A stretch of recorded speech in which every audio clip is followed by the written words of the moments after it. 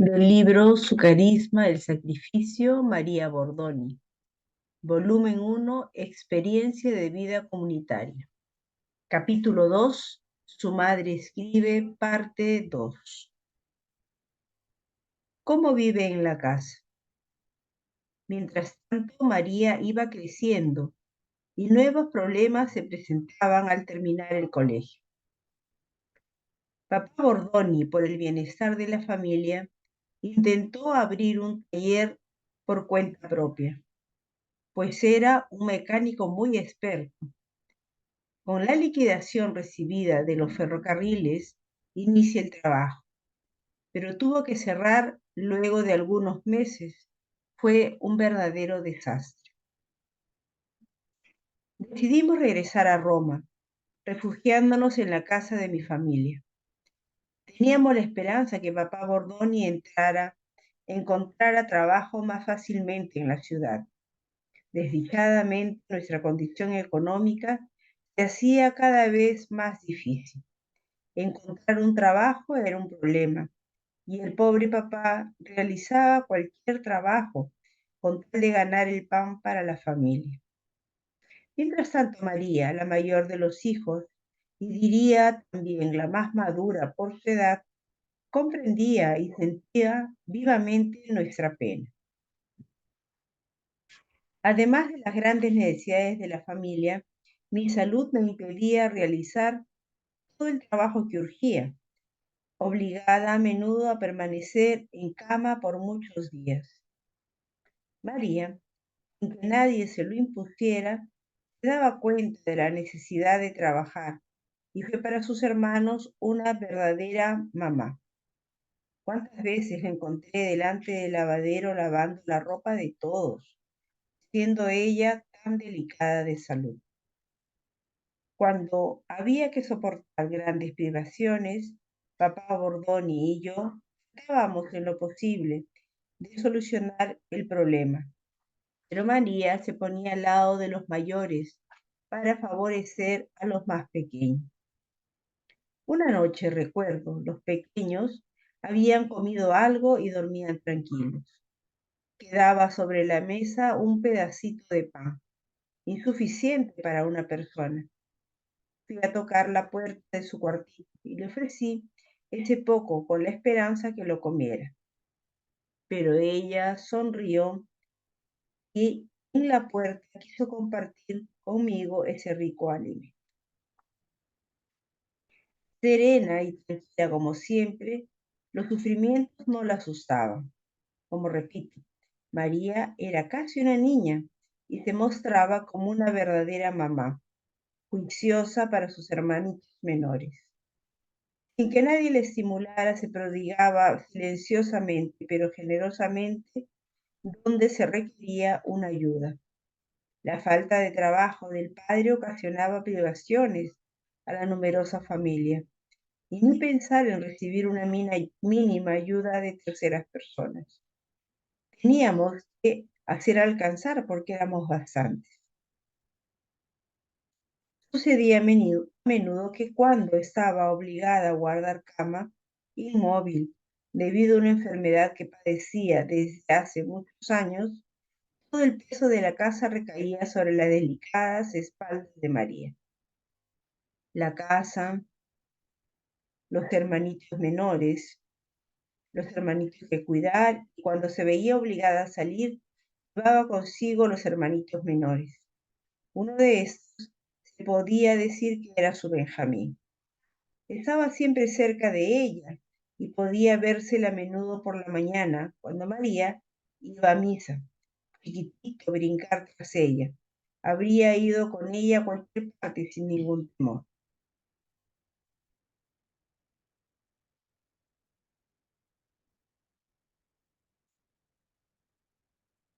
Podía estar tranquilo, aunque era tan joven, era realmente sensata, juiciosa, tranquila. Puedo decir con sinceridad que María atraía la mirada de todos, aunque se vistiera modestamente, y que toda su actitud demostrara una seriedad mucho mayor para su edad. Su rostro era bello y, déjenme decirlo, angelical. Sus grandes ojos tenían una mirada diferente de la nuestra, o mejor dicho, de mi mirada o de la de sus hermanos. Su belleza no pasaba desapercibida, aunque tratara en toda forma de no ponerse en evidencia. Pero diría que aún más la hacía resaltar. Y cuando por la necesidad de la familia logró encontrar un trabajo como dependiente en una tienda del vecindario, tuvo que sufrir terriblemente por causa de su belleza. Pero esa criatura que odiaba el mal era tan firme la virtud que el pecado nunca pudo tocarla. Más bien, puedo decir que dentro de sí misma fue un ejemplo que nunca se ha borrado del alma de otras jovencitas que trabajaban con ella y que aún ahora no han olvidado su seriedad y cumplimiento de sus deberes. También entonces, durante el tiempo en que trabajaba, pensaba solo en los demás. Ponía su sueldo, aunque modesto, en nuestras manos para las necesidades de la familia. No guardaba nada para ella. Para vestirse se las arreglaba, volteando los vestidos desgastados por el uso.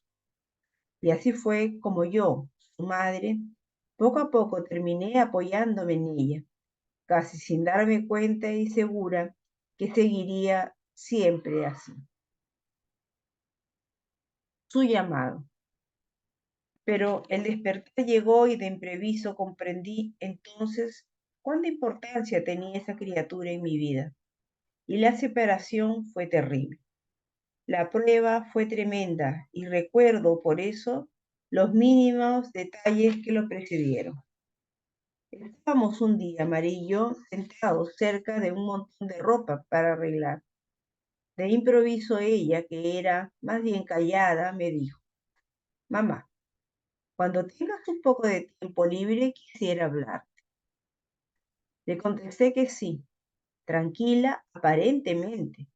Digo así porque tuve que hacer esfuerzos inauditos para no dar a entender que tenía miedo. Sí, lo confieso, tenía miedo de no sé qué, pero temblaba y el corazón me latía muy fuerte. Sentía algo sobre mi cabeza que me habría hecho sufrir mucho.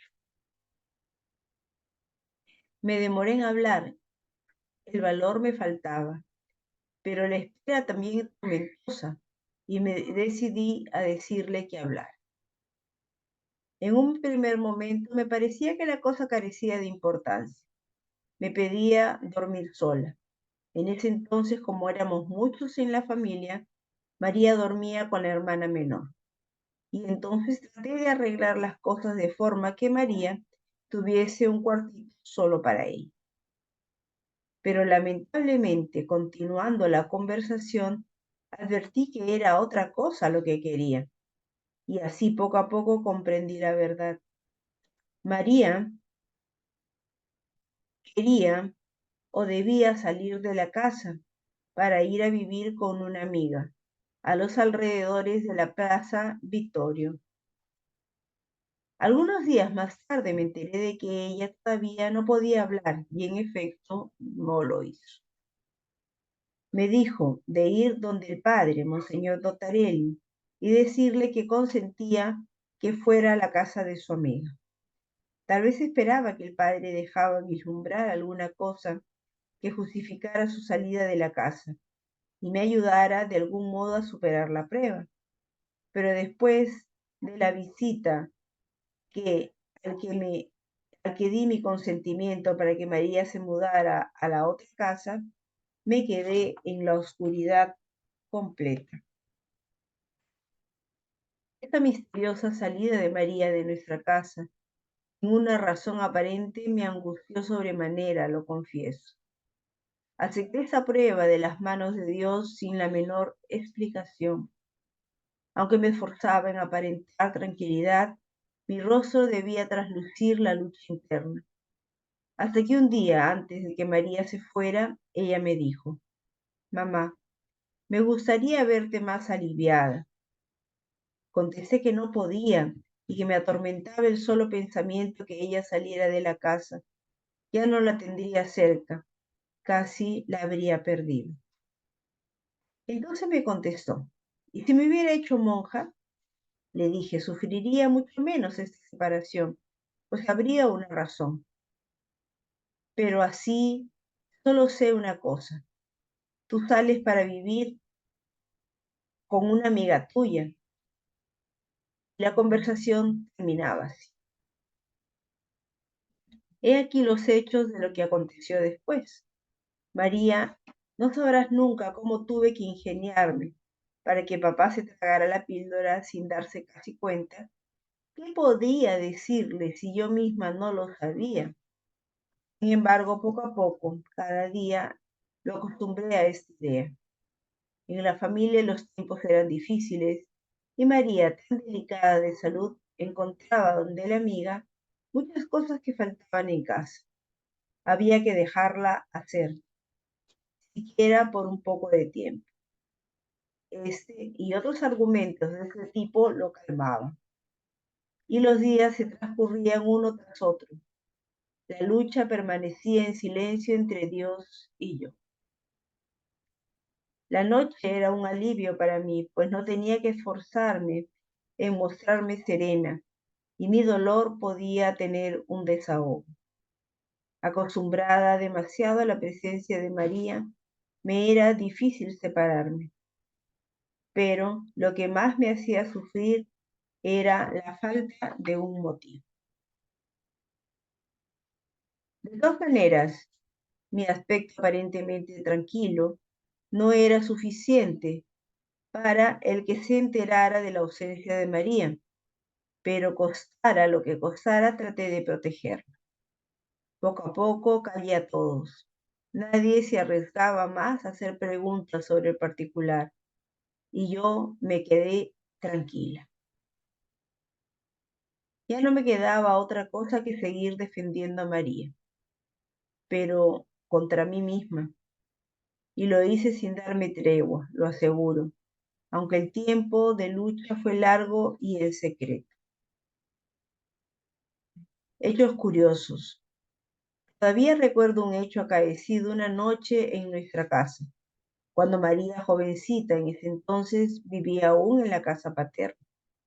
Lo señalo porque me quedé impresionada, aunque aparentemente todo acababa con alguna risita chistosa, por la salida algo cómica de papá Bordón.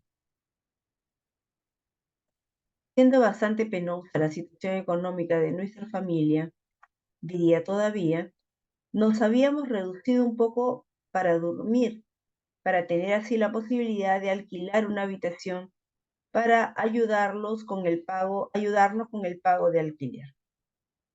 De allí que María dormía en mi cama grande, yo de un lado y ella del otro, y en el centro una hermana menor o dos, no recuerdo. Papá dormía en una camita al fondo de la habitación.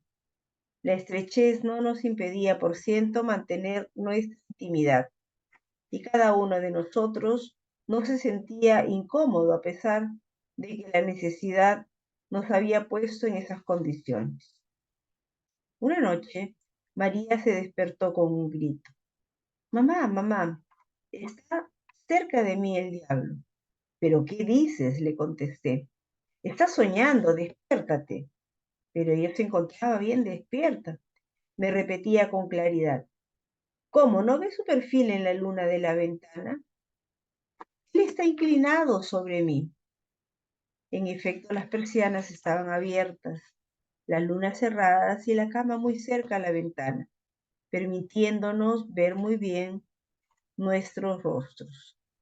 Traté bromeando de calmar su susto, diciéndole que había soñado, pero ella me gritaba nuevamente. Sí, aquí está, ahora está ahí, cerca de ti. Había dado la vuelta a la cama. Quise sonreírle todavía, pero no puedo esconderlo. Un escalofrío me corría por la espalda y por cierto era un escalofrío de miedo y de los buenos. Estaba segura de que María decía la verdad y nadie me habría convencido de lo contrario. pero la voz de papá, que despertado de sobresalto por esos gritos, nos preguntó bruscamente: ¿se puede saber qué sucede? Puso fin al hecho con una broma, que aunque lo convenciera a él o a los otros, por cierto, no me convencía a mí, ni mucho menos a María. Contesté pues a papá: María ha visto al diablo aquí, alrededor de la cama. ¿El diablo? Dice papá. Mándalo, que con 4 bofetones le quito las ganas. Nos quedamos en silencio, pero no creo que el sueño regresara muy pronto. Pienso que María y yo nos quedamos despiertas por un buen rato. Cosas extrañas ciertamente ocurrían en nuestra casa cuando María, todavía en el nido, yo la sentía a mi alrededor. Trataba de darle una explicación, pero naturalmente no lo lograba. María escribe en secreto. Por las noches, María se quedaba muy a menudo en la cocina, sola, escribiendo cuadernos enteros, mientras toda la familia dormía. Pero ya sabía que estaba allí y alguna rara vez bajaba de la cama sin hacer ruido y me presentaba ante ella diciéndome: es tarde, ¿por qué no vas a la cama? Pero ella me contestaba: ahora voy, no puedo continuar, de todos modos, ¿escuchas el ruido? En efecto, en la pared de la cocina a la que María daba la espalda y que daba a un cuartito, hay un estrépito inexplicable, yo diría, como de hierros viejos sacudidos por alguien. Nunca he sabido ni he visto lo que María escribía en sus cuadernos, aunque tenía la oportunidad de abrirlos en su ausencia. Sentía que nunca debía hacerlo. Más bien, para ser sincera, tengo que decir que nunca tuve la tentación de hacerlo, pues por lo demás es cosa muy natural que una mamá se cerciore de lo que los hijos puedan hacer o no hacer. Si en lugar de María hubiese encontrado escribiendo a uno de sus hermanos o hermanas, el asunto hubiera sido diferente. María estaba protegida, alguien velaba por ella y sus cosas más íntimas espirituales. Hubo un día en el cual, ordenando el velatorio cerca de su cama, me encontré un papel que contenía algo raro, un poco duro. Lo abrí y me quedé mirando con gran dolor. Tenía entre las manos una soguita con puntas de hierro, que en primer momento no logré saber para qué servía. Nunca había visto tales objetos, ni mucho menos pensado usarlos. Sin embargo, como un rayo cruzó mi mente, comprendí, y al pensar que el delicado físico de María pudiera ser torturado por ese objeto, me hizo sufrir terriblemente. Oh, no, pensé, eso no es justo. ¿Por qué esta criatura tan buena y pura tenía que atormentar su cuerpo de esa forma? Nunca nadie supo estas cosas mías y de María. Todo lo que pudiera intuir o ver casualmente en ella, yo lo guardaba en secreto, ni mucho menos le hacía mención de ello a María. Basta. Ese día me sentía dispuesta a todo, con tal de no darle el consentimiento para usar ese objeto, que inmediatamente coloqué de nuevo en su lugar. Bajé con la intención de ir donde quien tenía autoridad sobre María, para pedirle que no le permitiera tal cosa absurda a mi modo de ver. Pasé por la calle Príncipe Amedeo, cruzando por la iglesia San Eusebio, para ir donde quien me debía librar de esa pesadilla. Pero allí, en la iglesia, me esperaba el defensor de María. Justo allí estaba el Santísimo expuesto en el altar, quizás por el carnaval. Me arrodillé para rezar, pero jamás nadie podrá comprender la lucha que sostenía en mi interior, una lucha desigual, de la cual saldría vencida. Lo que antes había decidido hacer, nadie lo supo. Regresé a casa más calmada pero resignada a sufrir la tortura que María imponía a su cuerpo joven. Desde entonces desde entonces, como si mi vista se hubiera agudizado más, yo entrevía algo que le cruzaba la espalda y que a menudo la tela del vestido no lograba cubrir bien. Eso se notaba más fácilmente cuando María estaba inclinada delante del lavadero para lavar los platos o la ropa, cosa a la que ella voluntaria y firmemente se sometía. Un día, que yo sin darme cuenta le toqué la espalda, quizás bruscamente, para decirle algo, ella dio un salto que de golpe me hizo recordar el famoso objeto, que era mi tormento. Me quedé mortificada y ella se disculpó diciéndome que la había asustado. ¿Qué pensar? A menudo en la casa nos asustábamos al escuchar golpes y ruidos en las paredes, porque era humanamente inexplicable. Por ejemplo, a papá Bordoni frecuentemente por las noches acostumbraba a controlar si las luces estaban apagadas y las ventanas cerradas. Le sucedía que al atravesar el corredor que llevaba a nuestra habitación, percibía a una persona que lo seguía. Sentía sus pasos, su presencia, y yo que lo notaba inseguro en sus pasos. Cuando aparecía lo miraba como para hacerle preguntas, y él en confianza me decía que no lograba entender lo que sucedía. Una mañana muy temprano, al levantarse para ir al trabajo y al dirigirse hacia la cocina, percibió en esta la presencia de alguien. Y este alguien hizo el ademán un poco grosero, disculpe, de escupir con fuerza en el piso. Papá entró bruscamente en la cocina, seguro de agarrar a alguien, y se quedó decepcionado. Tanto o más que no era posible para una persona salir de la cocina sin pasar por la puerta donde él se había parado para escuchar. Quien no ha conocido a papá Bordoni podría pensar que era una sucesión, pero yo y mis hijos mayores, que lo hemos conocido, podemos testimoniar que él era contrario a la sucesión y a las cosas parecidas, y otras cosas parecidas. No le faltaba valor, se lo puedo asegurar. Lo que yo vi enfrentar, yo que lo vi enfrentarse a situaciones que habían hecho temblar a un miedoso. Pero cuando le sucedían estas cosas en casa, él me las confiaba en voz baja, solo a mí, con la esperanza que yo pudiera darle una explicación. Entonces, en esos momentos, se quedaba pensativo, como un niño desorientado que no puede comprender. Terminaba así el memorial de Mama Órsola.